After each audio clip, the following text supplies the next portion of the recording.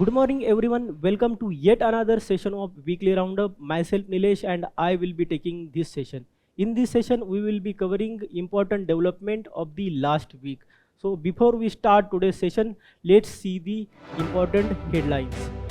In this session we will be covering 5 main news, 1 place in news and 7 quick updates. In main news, first main news is about prevention of children from the Sexual Abuse Act, as Supreme Court told the government to consider Romeo-Juliet clause in it. Then second main news is about nuclear fusion reactor, as China achieved the new milestone in it.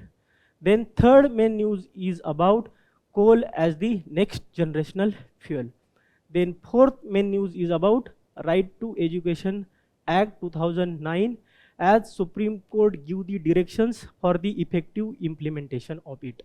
And last main news is about Global Risk Report 2026. In place in news, we will be covering Israel. So let's start the today's discussion. The first main news is about POCSO Act, and Supreme Court told the government to consider Romeo-Juliet clause in it. This particular section or the news is important for the GS paper 2, that is mechanism, laws, institution and constitutional bodies for the protection of the betterment of the vulnerable sections. In this we will be seeing how this act is beneficial to the children. So let's start the discussion. What is the background? Before we see the background, let us consider and see some of the important terms. The first important term is Romeo-Juliet clause, and then there is protection of children from the Sexual Offences Act. So what is the Romeo-Juliet clause? Please understand what is Romeo-Juliet. So Romeo-Juliet was the play written by the William Shakespeare, and in that play what happens? Two adolescents fall in love with each other. Their families were actually feudal families and they had conflict between them, and at the end those two died and their families united. So Supreme Court want that this POCSO is used by the families to criminalize the another family, particularly boys, when two minors are involved in the relationship. So POCSO is misused by these families. So this is the context. Now let us consider this case. So this case is UP versus Anirudh, and in this case what happens? Two minors were in the relationship, and when the family of the girl found that, they filed the case against the boy, and in that case Supreme Court observed that the age of that girl was false, because that girl was above 18 years and families wanted stringent actions under the POCSO Act against that boy. So they told the false age, and secondly they were in consensuous relationship. So they were in relationship, but families use this against the boy and criminalize him in the POCSO Act. So this is the background. Now what are the some of the issues when minors are implicated in the POCSO?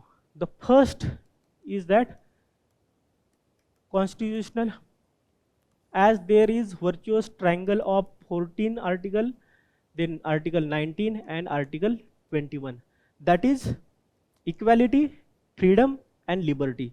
When you are inflicting a consenting minors, then you are infringing their right under article 14, 19 and 21. Secondly, there is health consequences, as if the minor get pregnant, they cannot go to the medical professional, because then the medical professional or the doctor will tell the police about the case. And then why these people do? They will try to abort the kid by themselves, and in that process the girl may be harmed and there may be consequences of the death in the some cases. So that is this second. Then thirdly, they are maturing minors. So if the boy and girl is of the age of 16 and 17, then they are already maturing minors. You cannot consider them as totally minors, and they can take their own decision. And when they are taking their own decision, you cannot criminalize them. So that is also one case.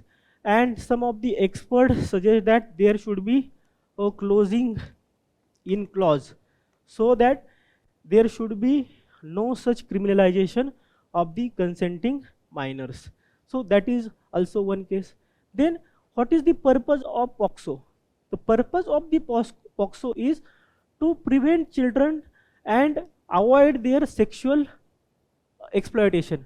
But in this case, it is not the case. As in India, today almost 53% of the children are going through or went through some kind of sexual abuse, as per the 2007 survey conducted by Ministry of Children and Women Welfare. Such kind of survey have not been conducted after that, but this figure is very staggering. And then there are also cases of child marriage. Almost 23% cases are there where child marriages are happening. And when all these things are happening, we are concentrating our efforts to where? To implicating the children who are in love. So this kind of things should be stopped, and the POCSO should be used for the purpose for which it was enacted. Also, almost 25% cases in Maharashtra, then Assam, and then West Bengal from 2016 to 2020, as observed by the UNICEF, that there were the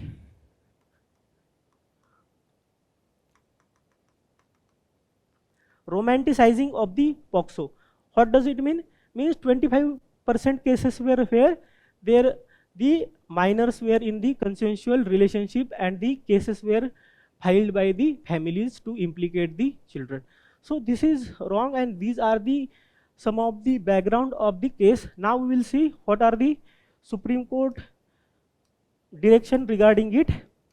So firstly, Supreme Court told that the law is misused, and as we already discussed, the instances where the age of the victims is misinterpreted, as we saw in the case, and then incident fall upon under the stringent provisions of the POCSO, as we discussed in the particular case of the UP versus Anirudh in the background. And then the families of the opposition parties use this to implicate the children.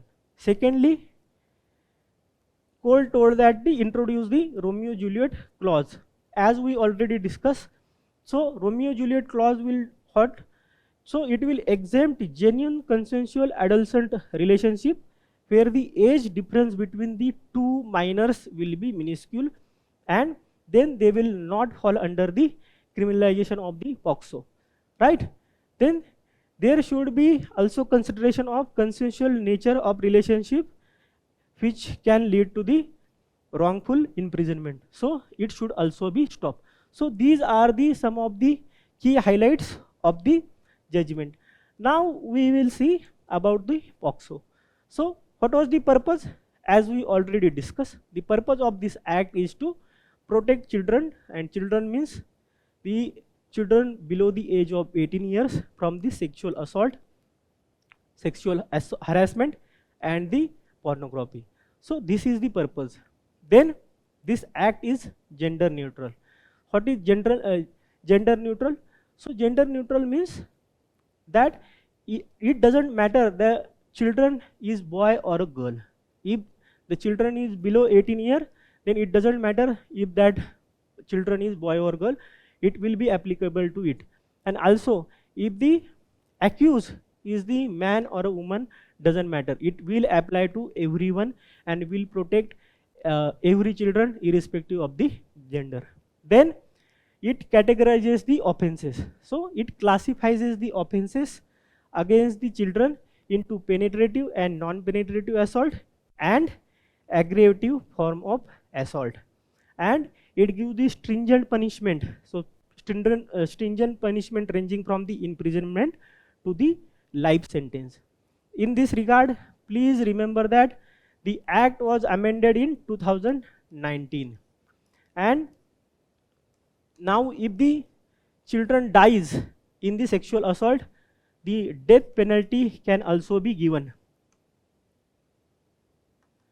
Also, the provisions were made so that POCSO made in line with the IT Act, and IT related online crimes are also involved in it. Also, the punishment from the 7 year extended till the 20 years. So these are the some of the clauses of the amendment in the 2019. So this is also one case. Then there are special courts, so that ensures the speedy cases, in camera trials within a year, and safeguards of the children from the exposure to the accused. Please imagine if children was exploited by someone, and in court if the children see that person again, then there will be a mental physical trauma to that child. To avoid that, so child will be protected from the accused and will not be bring in front of the accused. Also there are provisions such as police officer will not go in front of the child in the uniform and all that things. They will consider empathically to the cases. So there are these provisions also. Now we will see about the previous year questions regarding it. The first important question is, examine the main provisions of the National Child Policy and throw light on the status of its implementation. So this policy came into force in 2013, and it states that children as a subject, then it determine their age as 18 year or below, and also they consider for their welfare. So they think for their health, education, then their protection such as POCSO, IT Act, all these provisions. So all these things are discussed here, and about their implementation you can state the facts about the effectiveness of these provisions. So this is the one question. Then second question is, the National Commission for the Protection of Child Rights has to address the challenges faced by the children in the digital era, examine the existing policies and suggest measures the commission can initiate. So what are the existing mechanism? So you can tell about the POCSO, IT Act, then new criminal laws, right? So all these things you can write. Then constitutional provisions, legal provisions, you can write all those things. Then you can say that implementation about these things can be more effective. There should be more effective mechanism, awareness regarding all those things. So you can discuss all of those things. So this is all about the first news. Now we will see the second news. So second news is about Chinese nuclear fusion reactor pushes plasma past critical limit. So we'll see what is that critical limit is. In this news, we will see what is nuclear fusion is, what are its advantages over the nuclear fission, and then we will see India's initiative regarding the nuclear fusion reactor, right? So this is very important for your paper, GS paper 3, that is science and technology, developments and their applications and effect in the everyday life. So what is the background? So background is that China's experimental advanced superconducting tokamak, also known as yeast or the artificial sun, kept the plasma stable at extreme densities, previously seen as the major obstacle in the nuclear fusion. So before we start discussing this news, we have to see some important concept, and then we will understand this concept. So firstly, what is plasma?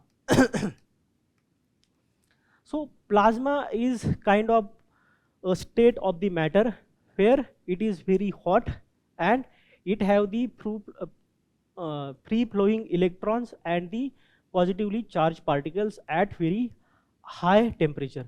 So that is the plasma, and plasma is required to occur the nuclear fusion. So what is nuclear fusion? We will see in the next slide. But what happens that this plasma is very hot, and therefore it is very difficult to confine it in the particular place. So the temperature of this plasma may reach up to the 1 million degrees Celsius also. So you can imagine how hot it will be. And to understand it, please remember that our sun also are going through the same nuclear fusion, and that is why we are getting such a sunlight and all the temperature, even if sun is even crores of kilometer away from us. So you can imagine how high temperature will there, and in such high temperature it is very difficult to contain that plasma in particular place and to have the sufficient concentration to nuclear fusion to happen. So this is very difficult, and researchers believe that plasma could not exceed a certain density without becoming unstable, known as Greenwald limit. So this Greenwald limit depends upon various things, and if there is no sufficient density, then nuclear fusion cannot take place. So China have achieved that the density beyond the Greenwald limit. So this is the development. Let us see about the nuclear fusion. So what is nuclear fusion? As we already discussed, that two light atomic nuclei combines to form single heavier one while releasing the large amount of energy. In this process, the light atomic nuclei means hydrogen or its isotopes, that is deuterium or tritium, and deuterium and tritium combines with each other in the presence of plasma, that is high temperature, and it forms helium and then energy plus neutron. So this is the reaction, and why this energy is produced? So there is a formula, energy is equal to mass into c square. Here c square is the speed of light, and what is the speed of light? Speed of light is around 3 lakh kilometer per second. So speed of light is such a high that even the small amount of mass will generate huge amount of energy, and that is what happening here. But please see, it can happen in the nature, as we already discussed. It is happening in the sun and other stars, but it is very difficult to generate on the earth. Why? Because to contain plasma is very difficult. In the case of sun and stars have the huge amount of gravity, and that gravity combines or the keep intact the plasma. That is not the case on the earth. We cannot contain the plasma of such high temperature, and without such high temperature the nuclear fusion is impossible. So that is the problem. You cannot have the plasma at such high temperature confined, and that is why nuclear fusion cannot be exploited like the nuclear fission, as we are generate energy from the nuclear fission. So this is one of the issue. Then, as we already discussed, what is the plasma? So it is hot charged gas made of positive ions and the free moving electrons. And what is the significance? So their properties are unique and distinct from the solid, liquid and gas, and that is why it is considered the fourth state of the material. So this is all about the nuclear fusion. Now we will see the significance of the nuclear fusion. Before that, please remember one fact, that India's nuclear program, which is 3-step, does not include nuclear fusion. It includes first stage natural uranium is used, then in second stage breeder reactor are used to create more fuel, and in third stage that fuel is used to use thorium as a fuel to generate energy. So this is the three-step process of the India's nuclear program, but nuclear fusion is not part of it. Now we will see the significance of the fusion reactor. First significance is abundant energy. If we take 1 kilogram of coal, gas or other oil, all those things, then 1 kilogram of uranium and 1 kilogram of material such as hydrogen or its isotopes, and if you generate the energy from it, then the energy generated by the coal, oil or gas in nuclear fusion, it will be 4 times greater than the nuclear fission, and in nuclear fission this energy will be million times greater than the oil, gas or the coal. So in nuclear fusion energy will be 4 times greater than nuclear fission.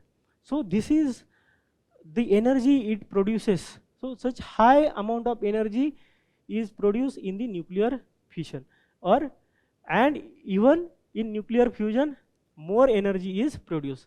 Then there is zero carbon dioxide emissions. As we already saw, there is only one gas, that is helium is produced, and helium is non-toxic inert gas, it doesn't react. You in various TV shows may have seen that the people inhale the helium and their voice change like the baby's voice for the some period of time, for 3-4 seconds or 10 seconds, and that gas is helium. So it is inert, it is not toxic and doesn't have the greenhouse effect. So in that way it is even the eco-friendly. Then huge fuel resources are there. So we use deuterium. So deuterium is get from the water, and then tritium. So tritium is produced in the nuclear fusion and fission itself. So you can get that also. So there is huge resources, there is no problem of resources. Then there is minimal radioactive waste. So basically we saw there was no radioactive activity there, but why it is saying that minimal radioactive waste and it can be reused within the 100 years? Because there is one thing that is called as beryllium, and beryllium is used in the walls of the nuclear fusion reactors. And what it does? So generally when deuterium is produced, but tritium has to produce, it have to go through the neutron bombardments, and there are not sufficient neutrons to produce the sufficient amount of tritium. And to increase the neutron numbers, you use the beryllium sheet. So beryllium sheet double the neutron production in the nuclear fission, and in that way tritium will be sufficient to generate the energy. And this beryllium also contains some of the high metals such as uranium, and uranium is radioactive. And when after some time you have to replace that beryllium sheets, and those sheets are actually radioactive, and that is why even the small amount as compared to nuclear fission, but there is some kind of material used which have the radioactivity.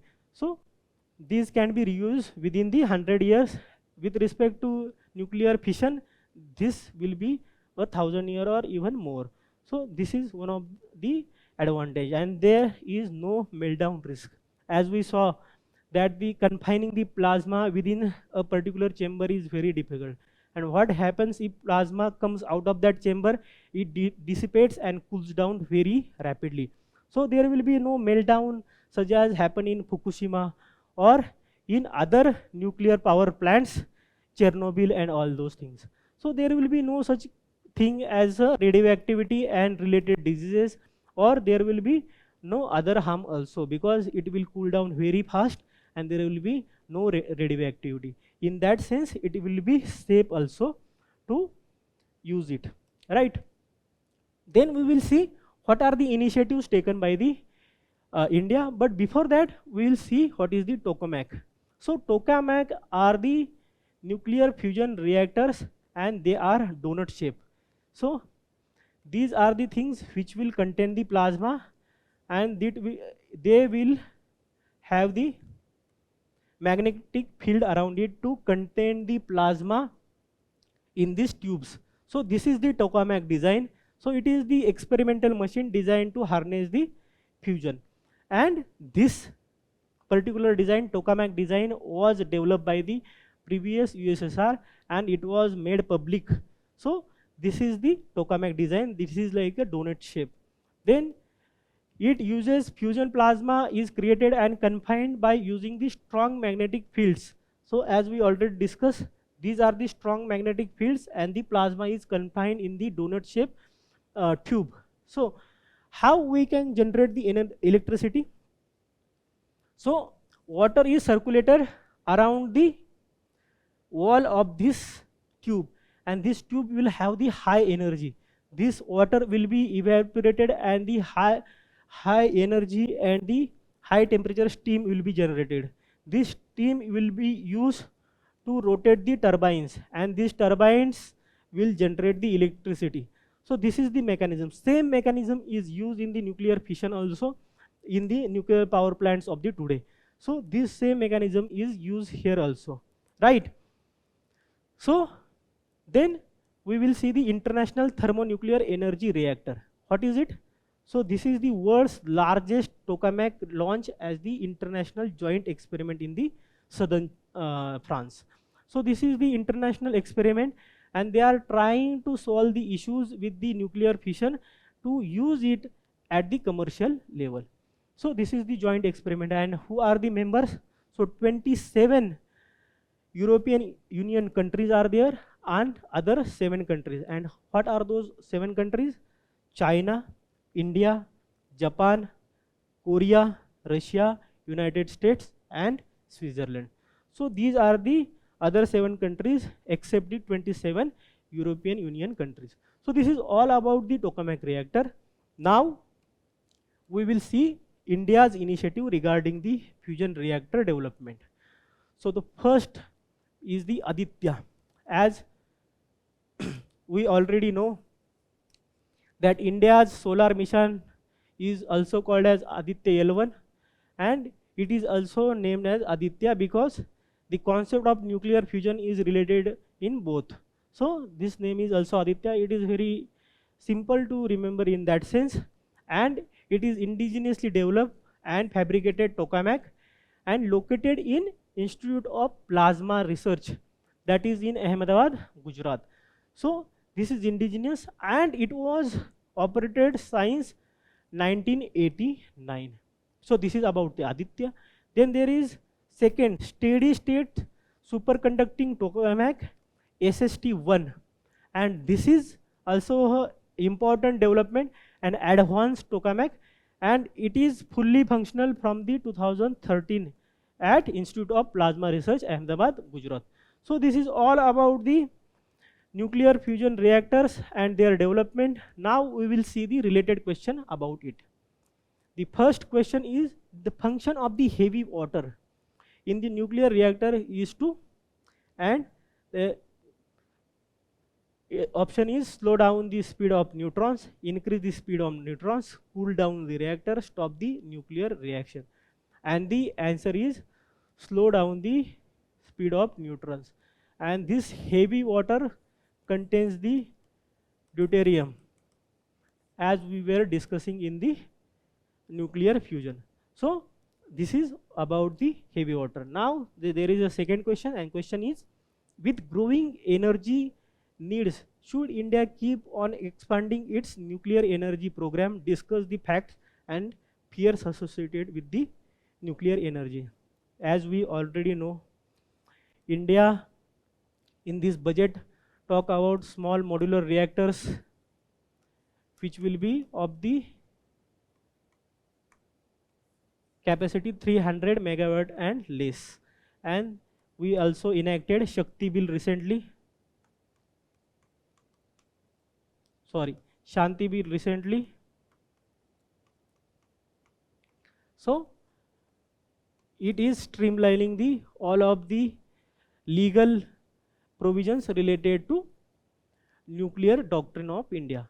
So you can write all those things, and you can write the fair and what are the advantages as we already discussed in the article. So this is all about the previous year question also. Now we will see the third main news of the day. So the next news is about the reinvention of the coal as the next generational fuel. And in this news, we will see the status of coal energy and coal in India. Then we will see what is the significance of the coal for India. Then we will see what are the initiatives taken by the India to reduce the coal related pollution. So this is very important for your GS paper 1, that is distribution of the key resources in world and in India. And it is also important for paper 3, that is infrastructure related to energy and sustainable growth. So let's start the discussion. So what is the background? So center has earmarked nearly 6,000 crore rupees, 5,925 crore precisely, for the exploration of the coal and lignite over the next 5 years period starting from the fiscal year 2027.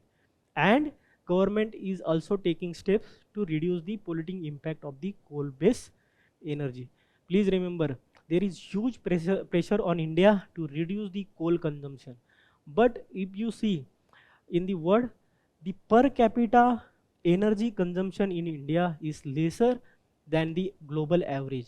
And if any country have to attain the development or have the inclusive growth, then there should be a energy consumption at particular level, because if there is energy consumption, then there will be economic activity, there will be scope for the growth, and there will be other economic activities going on for which energy is required.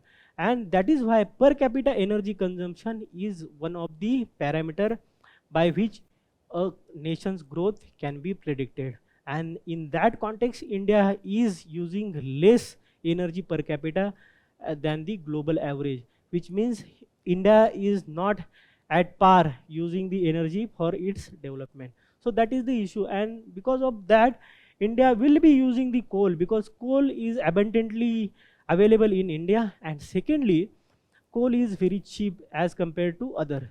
Third aspect is that when we are importing the crude oil and other energy resources, our CAD or the current account deficit increases. And secondly, crude oil and all those fuels are also not very nature friendly. So all aspects are there, and that is why coal will be important aspect of energy demand and energy combination of the India. So this is the brief background. Now we will see the status of the coal sector in India. So what is the status of coal reserves? So India holds 5th largest coal reserves in world and 2nd highest consumption of the coal is also taking place in the India.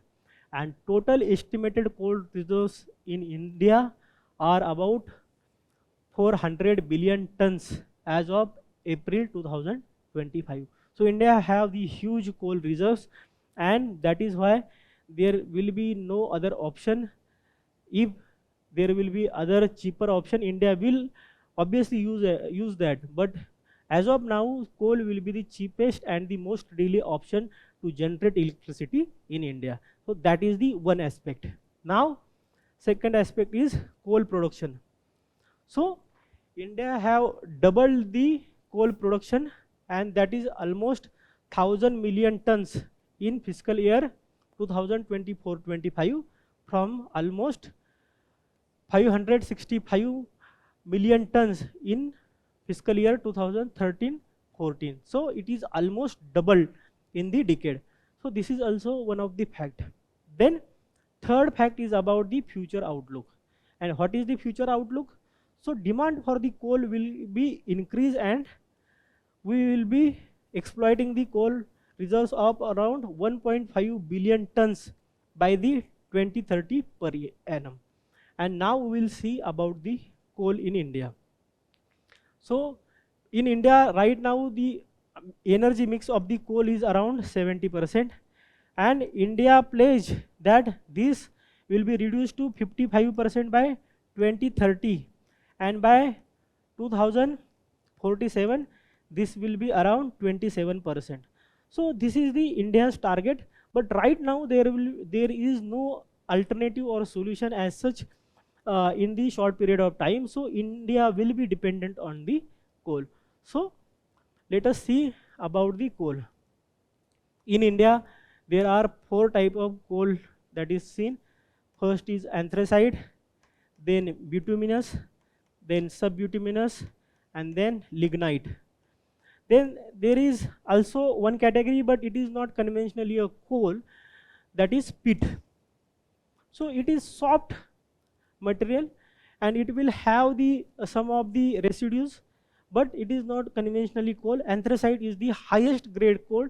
In India, we have the largest reserve of bituminous, and the largest producer of the coal in India are the 3 states. And which are those 3 states? Jharkhand, then Chhattisgarh, and Odisha. These 3 states produces almost 70% coal in India. So this is also a very important fact. And why these states are important? Because here Gondwana region, Gondwana type of coal is found. So this is an important fact. Please remember that the bituminous is the highest coal found in India, and in India also these 3 states contribute 70% of the total production of the coal. So this is all about the status of coal in India.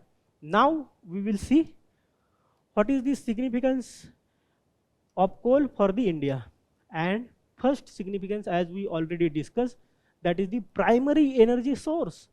So coal plants still supply 72% of the electricity in India, despite its pollution related challenges. Secondly, it ensures reliable base load 24/7. So what is the base load? So base load is the load on the any grid will have every time at 24/7. So there will be some critical infrastructure, industry, and other things which will be going on, and then there will be a minimum level of energy demand every time. Please remember, the solar energy is not available at night. Wind energy is not reliable. It will not be available 24/7. And in that case, how you will manage the reliable base load? You cannot. If you cannot have the reliable power plants, and one of such power plant can be coal. So coal is important in that aspect. Secondly, it supports the critical industries. And which are those industries? Such as steel, cement, heavy industries, which are important for the economic growth. So steel, cement, these industries are actually very capital intensive. They generate huge jobs and also empower the critical infrastructure and economic growth. So these industries are very important. And steel industry rely 8% on the coal energy, cement around 5%. And without these coal energy, these industries will be collapse or will have the large implication and will not have the price superiority than its competitors. So this is the one of the facts. And then there is, it is very important for the national steel policy, and its target is that we will be generating 300 million ton crude steel by the 2030. And for that, the coal will be very important as the energy source. Then energy security. So domestic coal production reduces the imports, saves the approximate 8 billion in a particular financial year, that is 24-25. And if it is saving such a large huge uh, forex, that is almost 8 billion, then it is very important for our energy security also. And then last is economic development. So coal expansion creates jobs and attracts major investment. So it will attract major investment, then machinery, and then related R&D and expertise. But just consider the fact about the jobs. So there is one public sector company, that is Coal India, that is Maharatna company, and it single-handedly creates 3.7 lakh jobs. So please see, a single company generates 3.7 lakh jobs, and there are other companies also. So see the potential of job creation in the coal sector. So all these are the significance of the coal for India. Now we will see, and we already discussed, the coal obviously have some of the negative implication on the environment, and it generate the pollution. So what are the initiatives taken by the government? Obviously government have taken some initiatives, and first initiative is Mission Green. And what is the green means? Green stand for grow, restore, enrich, empower the nature, to balance the coal uses with the environmental sustainability. So that is the one. Then there is coal gasification.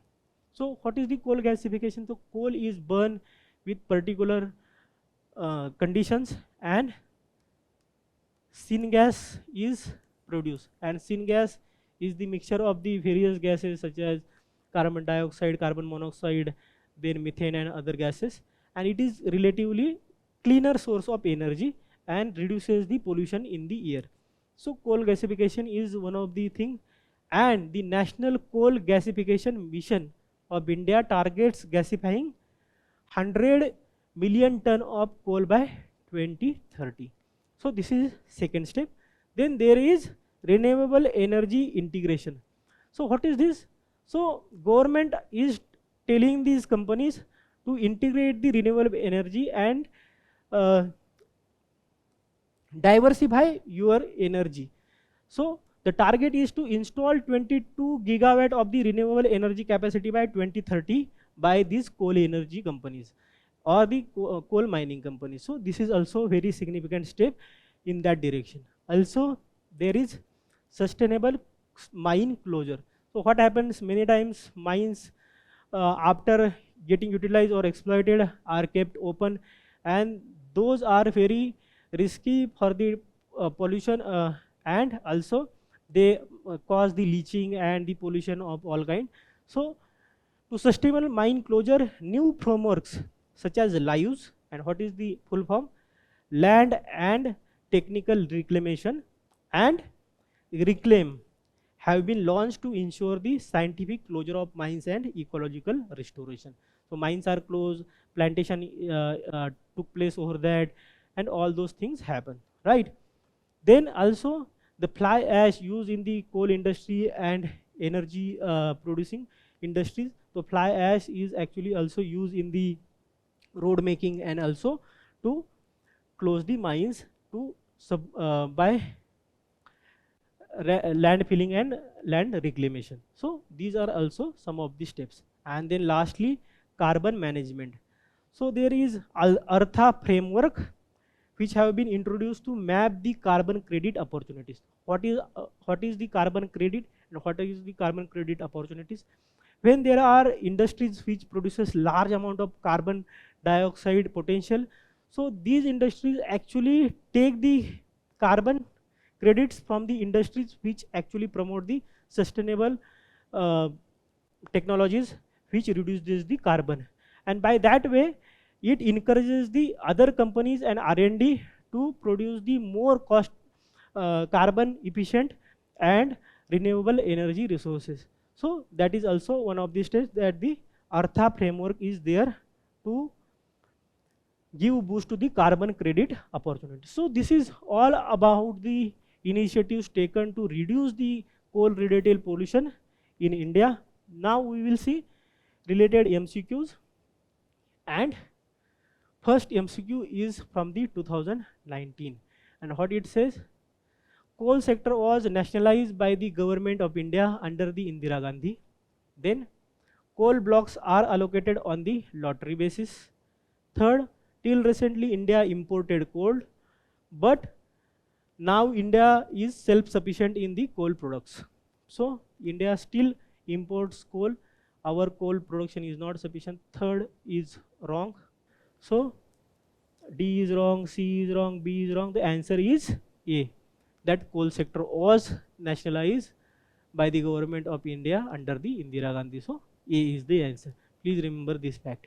Then there is second question, that is, in spite of the adverse environmental impact, coal mining is still inevitable for the development. As we already discussed, all of these issues can be written here. And in start of the discussion, we told why coal is important, why there is lack of per capita consumption. All those points can be written in this answer. So you can write the good answer.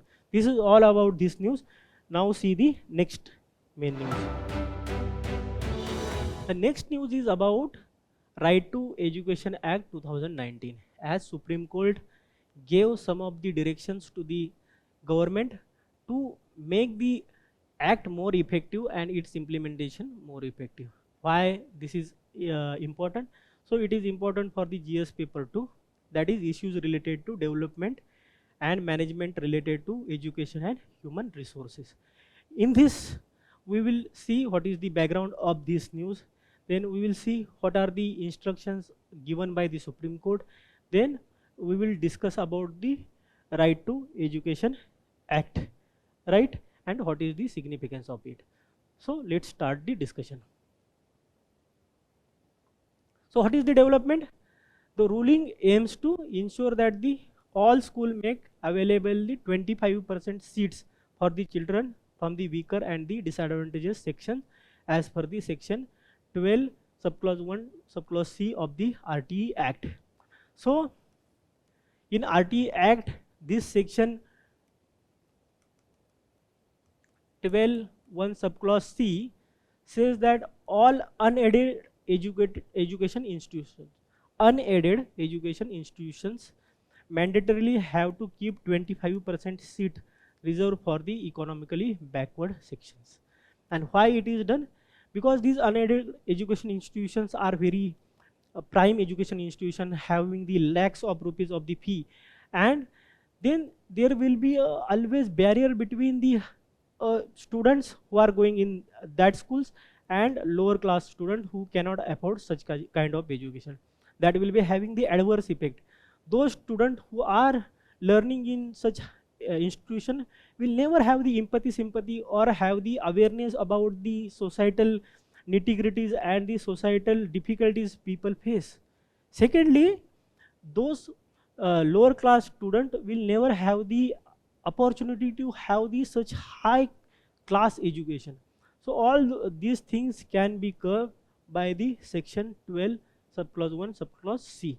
This is the purpose, and 25% of these seats are reserved here for the economically weaker section. You might have seen the movie Hindi Medium of Irfan Khan, and in that movie also the struggle was the same. So those lower class parents wanted their child to have the education in the higher education, in the better institution, and for that they do whatever they can. So this is the background of the news. Now we will see what are the key directives given by the Supreme Court. And the first directive is that central and state governments to frame and notify the rules under the section 38 of the RTE Act related to implementation of the section 12 subclause 1 subclause C. And what is the section 38? So it says that relevant government, any government, state governments or central government, should make the rules to effective implementation of the RTE Act. So this is the section 38, and under that So state government and central government will now frame the rules regarding the section 12 subclause 1 subclause C related to 25% seats for the weaker section in the unaided educational institution, right? Then there is rule making to be done in consultation with the National Commission for the Protection of Child Rights, NCPRC, NCPCR, and state commissions, right? And the National State Advisory Council. So with consultation of these institutions, these rules should be made. Then the NCPRCR and SCPCRCs constituted under the Commissions for the Protection of the Child Rights Act 2005 are responsible for reviewing, monitoring, and addressing the grievances redressal under the RTA Act of 2009. So please also remember the fact. Now we will see about the act. So what about the RTA Act? What was its purpose? What are its mandate and what are its provisions? So it was enacted to give the effect to Article 21A, which is about the compulsory education of the Indian Constitution, right? Then there is Section 3 grants right to every child age 6 to 14 to free and compulsory education in the neighborhood of the school. Very important, neighborhood of the school till completion of the elementary education. So what is the neighborhood has to be decided by the government under the Article 38 as we already discussed. But the Section 3 talk about the neighborhood, right? Then there is duty of appropriate government and local authorities to establish neighborhood schools. So government should have established the neighborhood schools so that student can have the access to the schools. Then duty of government and local authorities to provide schools, infrastructure, teachers, learning facilities, and sanitation and all those facilities which are very important for any educational institution. So that infrastructure has to be also provided.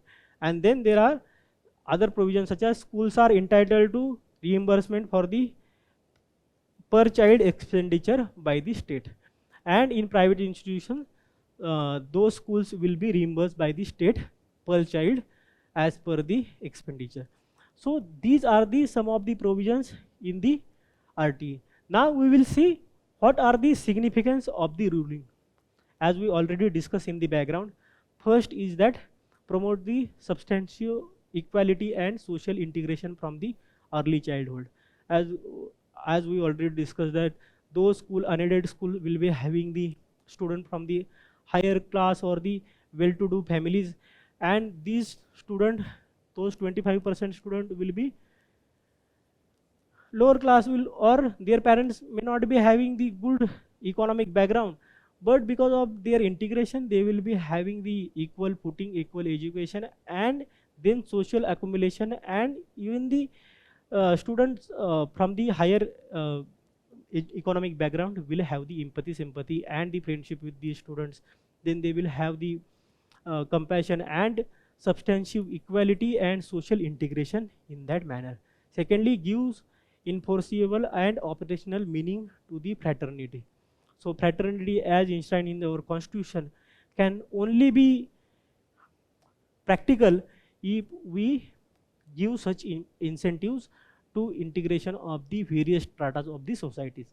Then thirdly, enforces the common school system envisaged by the Kothari Commission. So Kothari Commission was the commission in 1964 to 66, and it led to the 1968 first education policy of India.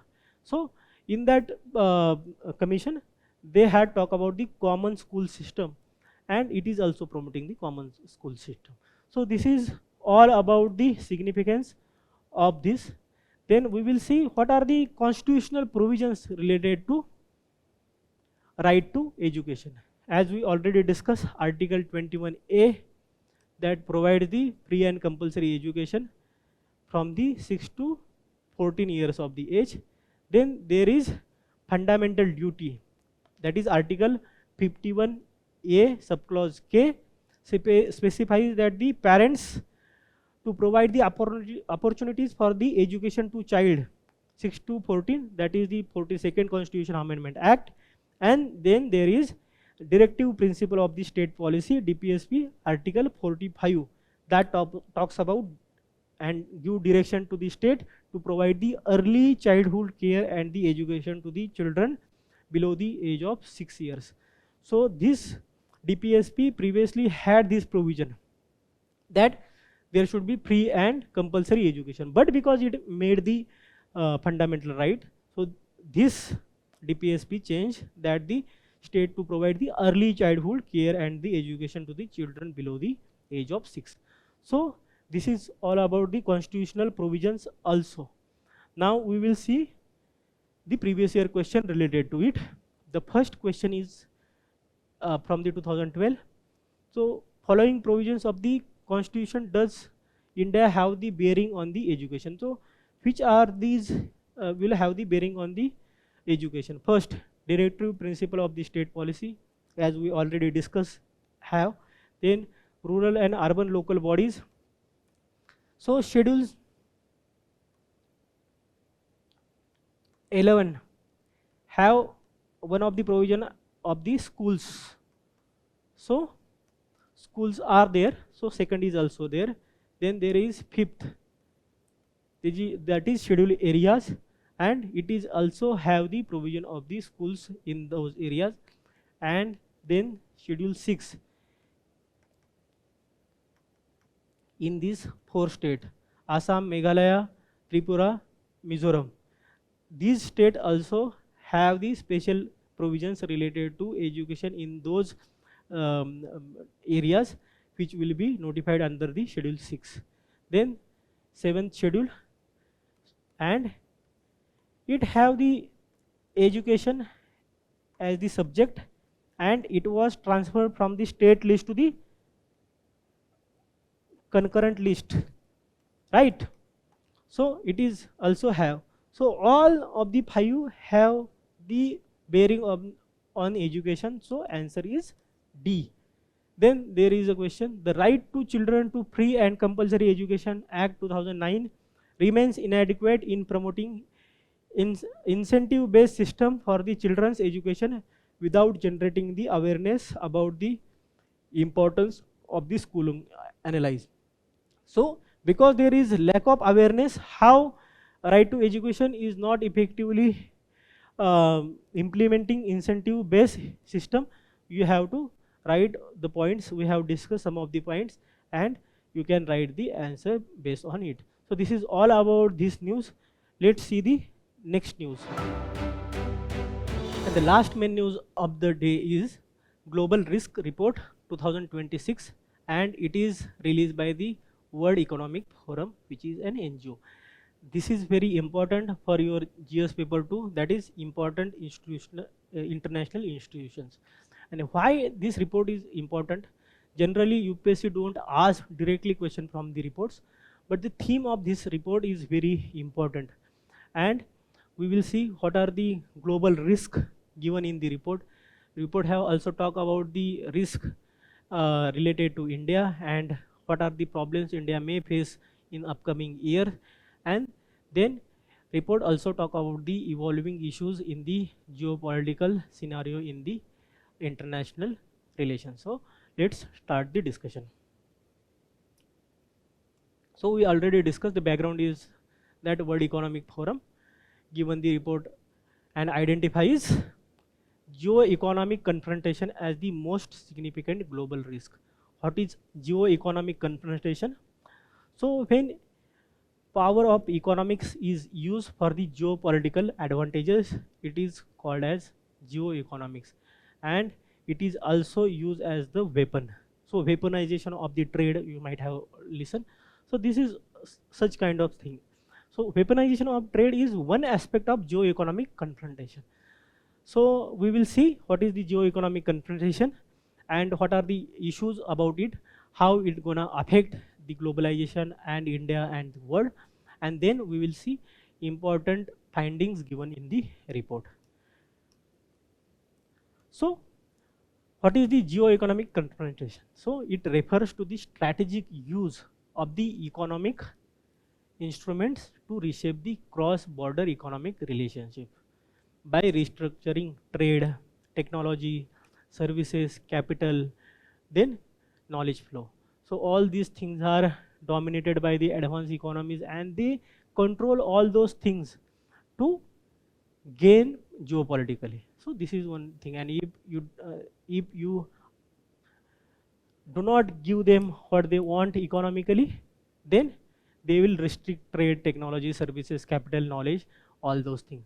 These tools include sanctions, trade controls, investment restrictions, subsidies, state aids, and the currency measures. So all those things are used by these economies to get the geopolitical advantage over the other economies. One of such thing is the tariff imposition by the US. So what US is doing? US is imposing tariff, and by pressurizing imposition of tariffs, they are getting what they want, such as they want Russia should have the lesser international trade. And what are they are doing? So they are imposing tariffs on the countries which are doing the trade with Russia.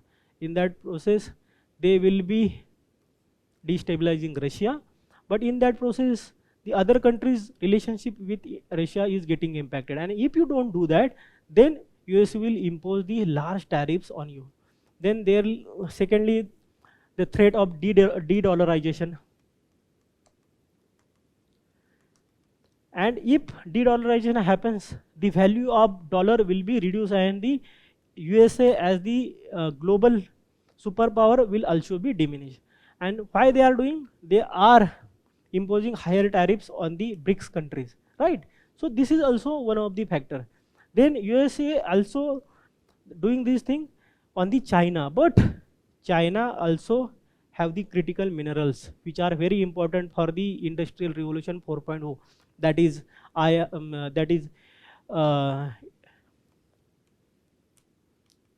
machine learning, right?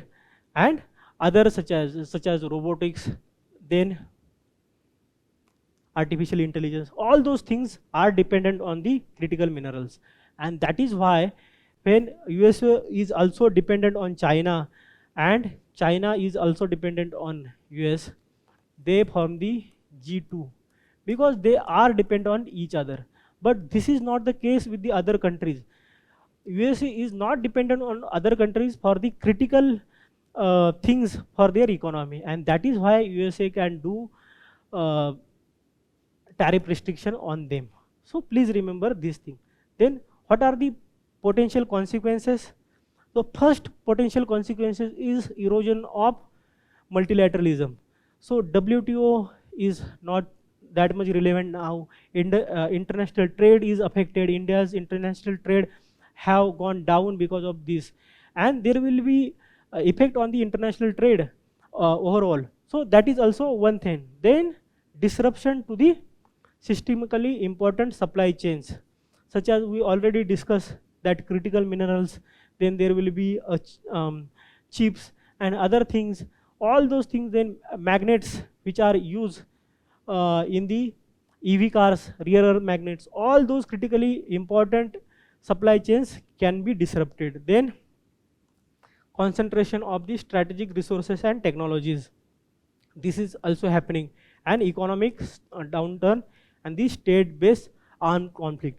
And because of this, even the state-based armed conflicts are on rise, as we can see in the Iran and Mediterranean, and then also in Israel and then Venezuela.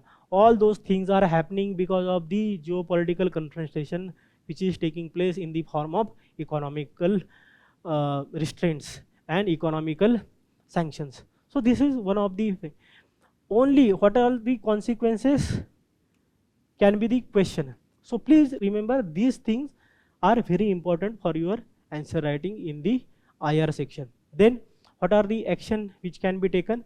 So economical restructuring, Then foster mutual gains should be prioritized.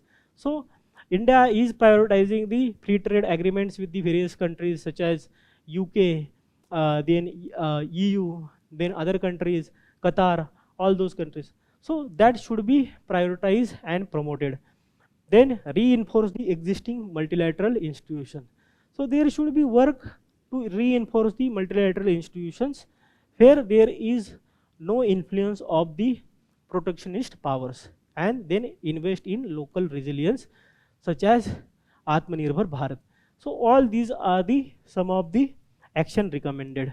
Let's discuss about what report states. So report state about the near term threats. And what are those near term threats? Such as climate change, then wars between the nations, then displacement. These are the near term threats. And what are the long term threats?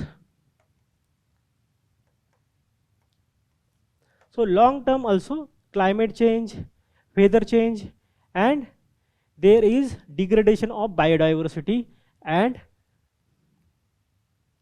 extreme weather events. So these are the long term threats.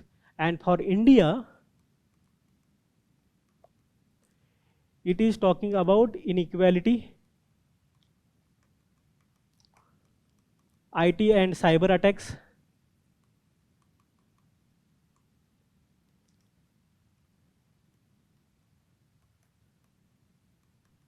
lack of public infrastructure.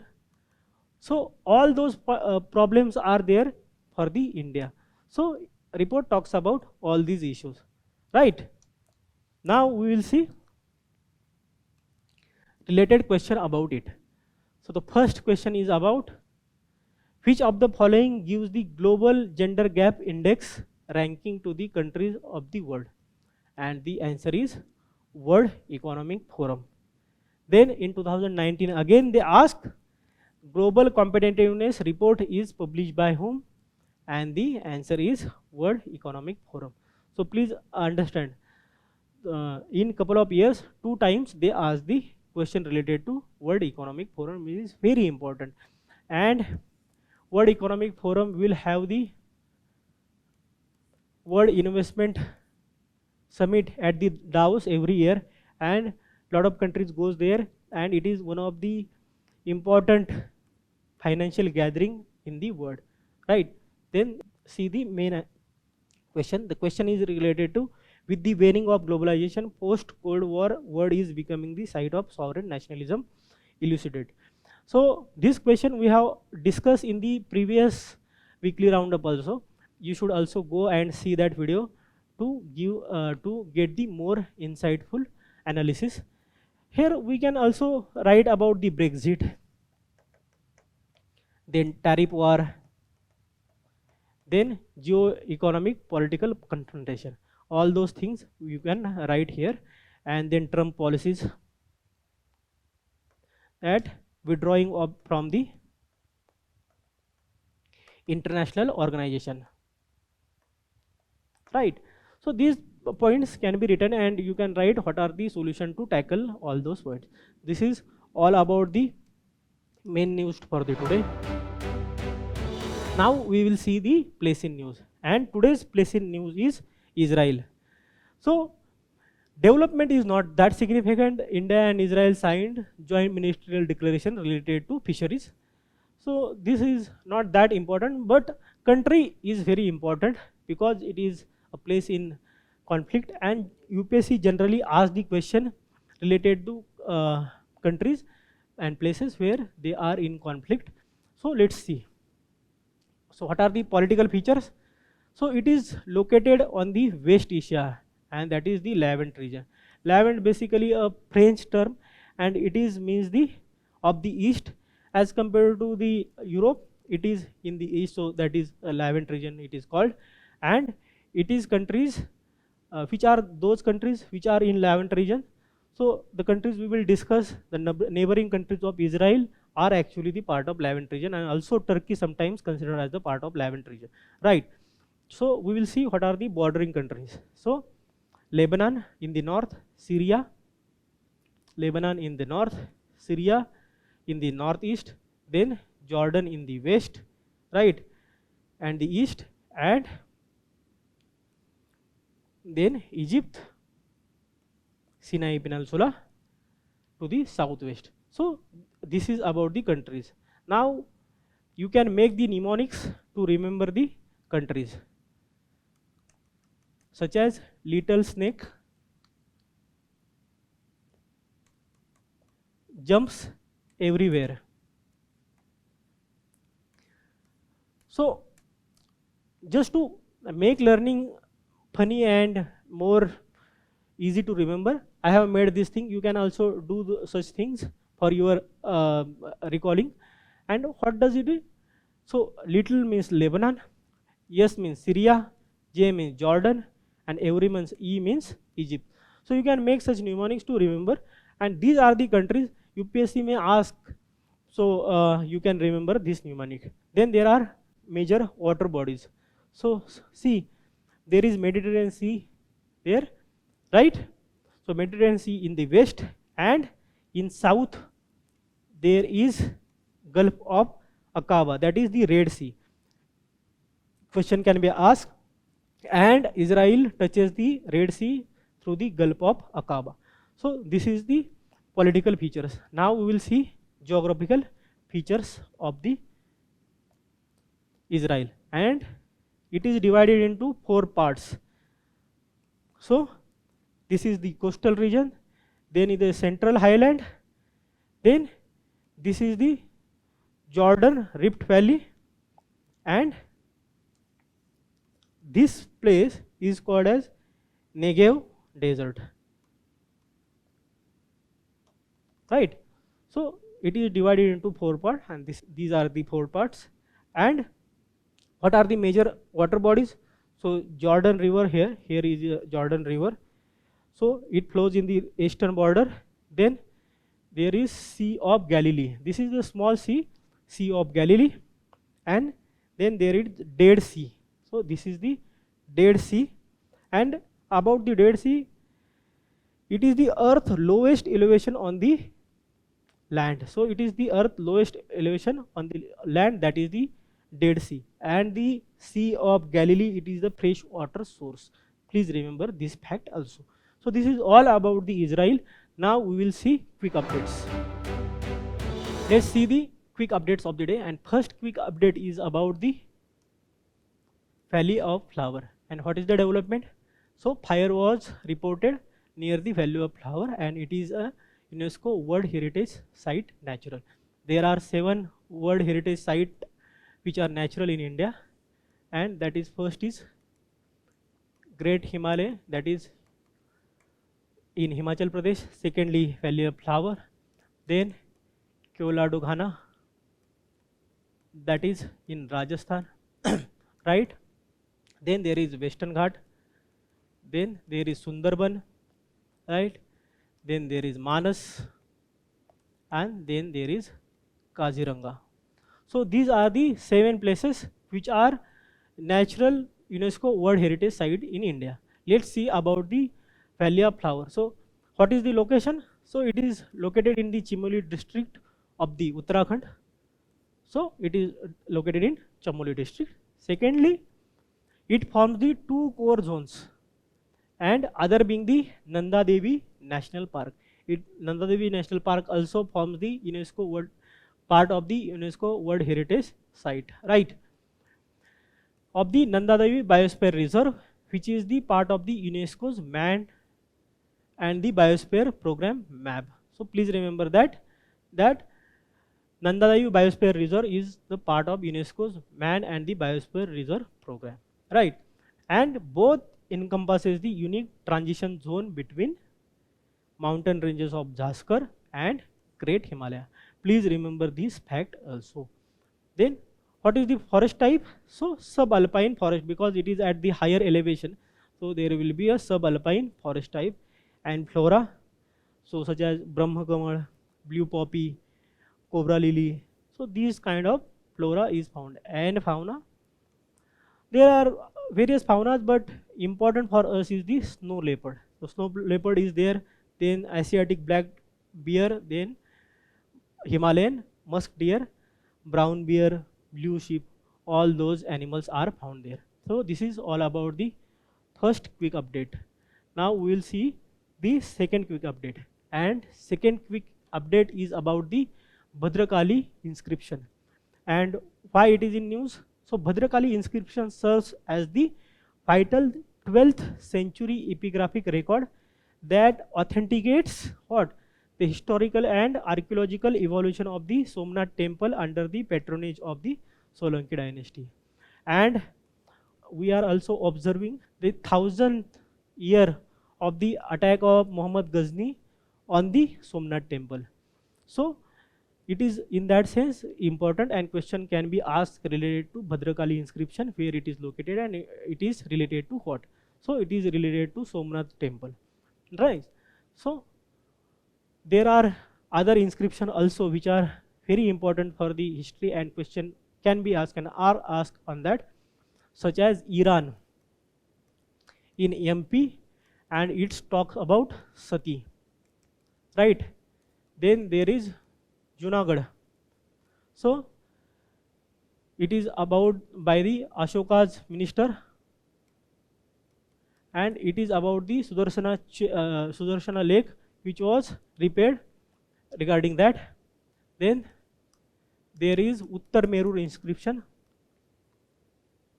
and Uttar Merur inscription talks about the Chola self-governance at the village level and their election system and all those things. So Uttar Merur is also important in that aspect. Please remember such kind of important inscription. Now we will see the Bhadrakali inscription. So where is the location? Location is in Prabhas Patan, Gujarat, and its time is 1169 CE inscription. It is on the Bhadrakali temple's wall. So please remember this thing. And in Prabhas Patan, Somnath temple is also situated. So please remember this fact also. What is the context? So it serves as the Prashasti, and Prashasti means eulogy for the Acharya Bhava Brihaspati. So Bhava Brihaspati was the teacher of the Solanki king, Chalukya king, Kumarpala, and it is the Prashasti related to him, and that also have the description about the temple. So please remember that. What is the chronology? The record provides the legendary history of the Somnath temple across the 4 yugas. And what it states? What are those 4 yugas? The first yuga was of the gold, then silver, then wood, and the last by the stone, which was built by the Bhimdev Solanki, right? And what is the information about the patronage? It highlights the role of the Solanki dynasty in the temple's revival, especially Kumarapala's efforts in the 12th century. So Chalukyan dynasty's role in the revival of the Somnath temple is highlighted in this Prashasti and inscription. So this is about the second quick update. The next quick update is about the Voyager 1. And what is the Voyager 1? Voyager 1 is expected to become the first human-made object to reach the distance of the 1 light day from the Earth. And 1 light day is the measurement of not light but the distance. And what is signifies? As we already discussed the speed of the light in the nuclear fusion, it is 3 lakh kilometer per second.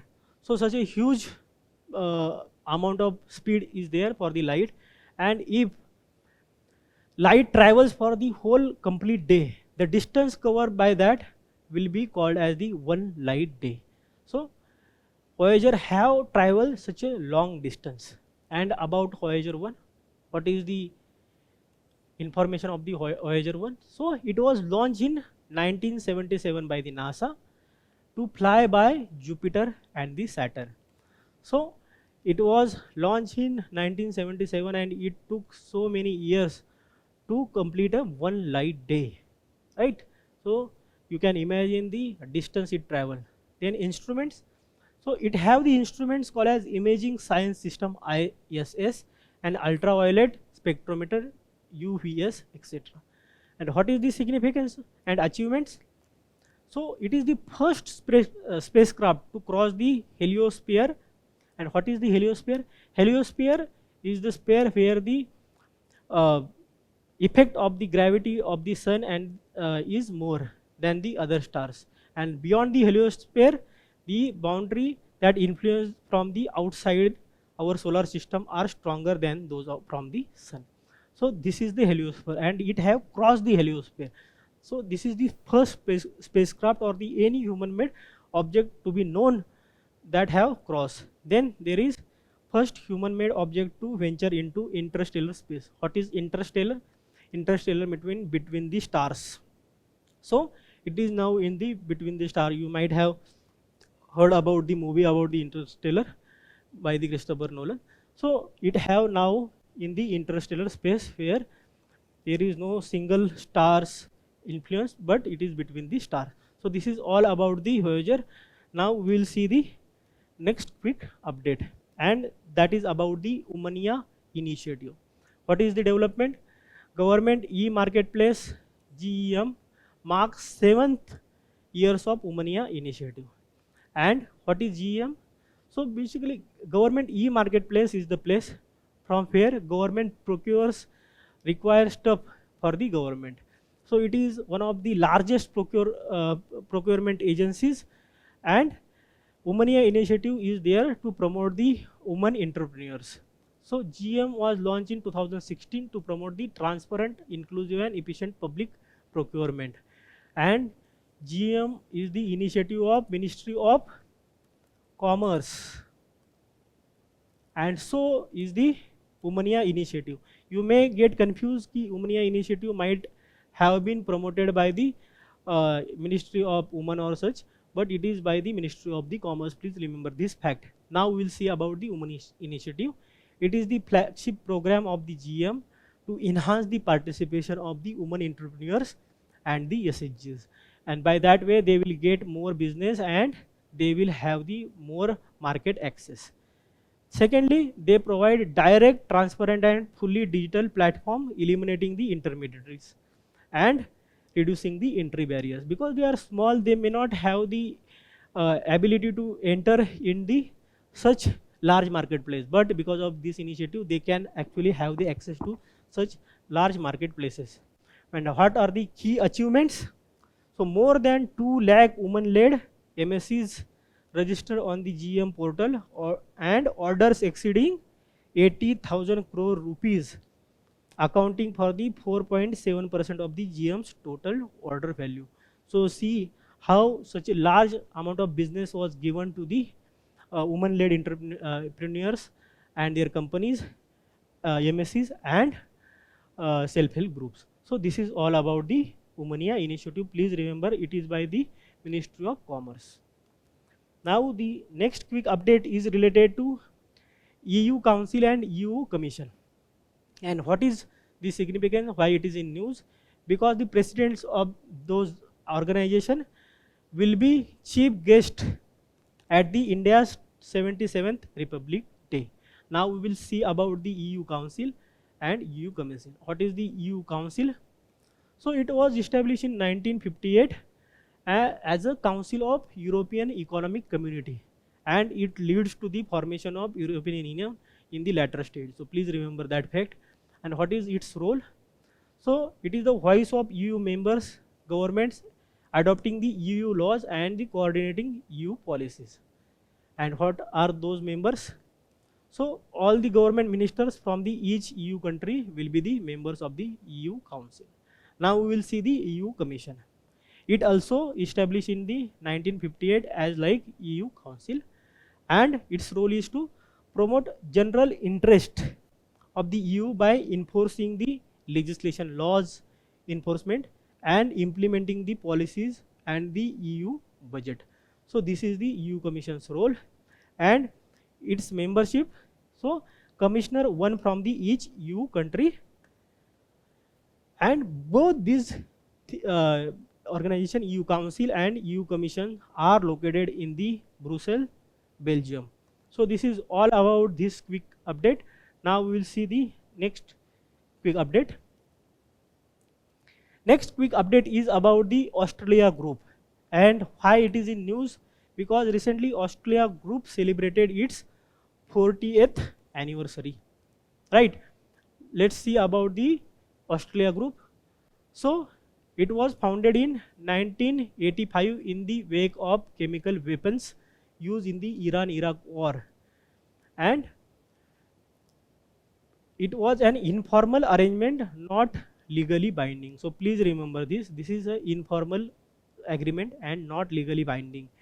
So this is the second important point. And what is its aim? It allows exporter or transshipment of the countries to minimize the risk or further proliferation of the weapons, chemical weapons of the destruction. And who are the participants? So there are 43 participants.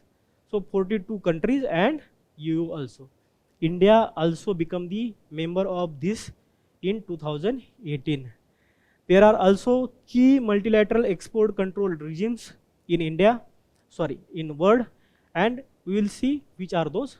The first is multilateral export control regime, also known include as the Wassenaar arrangement, then NSG, Nuclear Suppliers Group, and then Missile Technology Control Regime.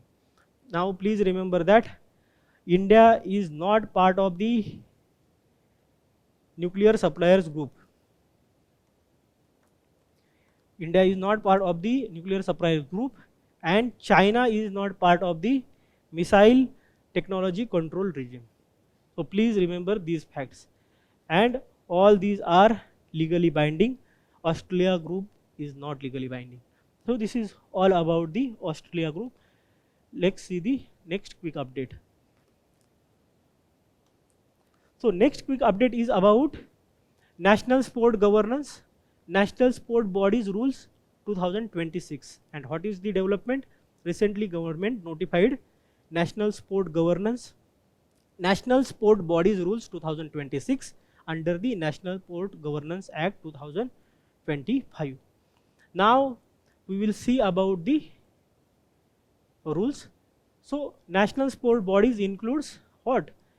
Many bodies: National Olympic Committee, registered sports federations, then wrestling federations. All those bodies comes under the national sport bodies. And what about the rules? So it talks about the each body will be having the general body and the executive committee, right? And then composition of the general body.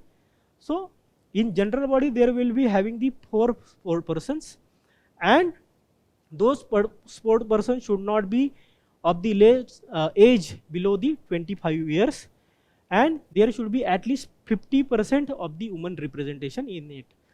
Then women representation in the executive committee, there is also a provision that at least 4 women members should be there in the executive committees, right?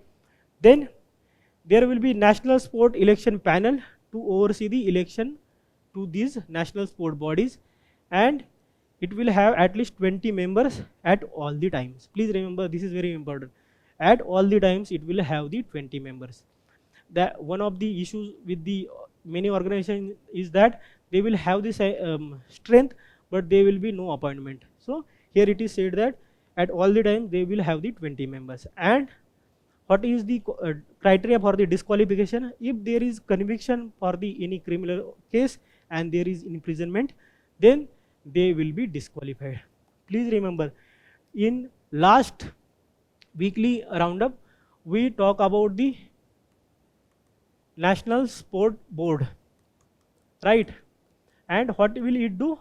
It will oversee the functioning of these national sport bodies, and National Sport Board will have the 3 member organization, 1 chairperson plus 2 members, and they will be having the 3-year term and age limit of 65, whichever is earlier. So you can go and see that thing also in the last weekly roundup, right? So this is all about this, and this is all about today's weekly roundup. For more current affair related news and the initiative, you can go to our digital current affairs portal and solve the previous year questions. Then you can read various current affairs magazine and our various initiatives. So please go there and solve and hone your skills. This is all about today's session. Thank you. Happy learning.